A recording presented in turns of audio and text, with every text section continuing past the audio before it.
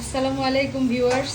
এই যে দেখেন আমার জামাই, হ্যাঁ, লুঙ্গি কাঁচা মেরে চলে আসছে রান্না করার জন্য।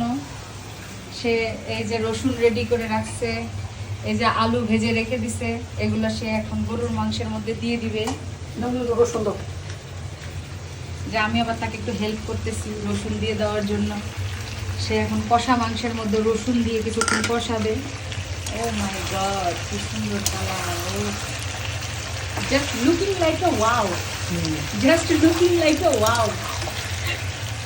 নাইম, তুমি এত ভালো রান্না শিখতে করছি কি? আমরা আগে থেকে করি।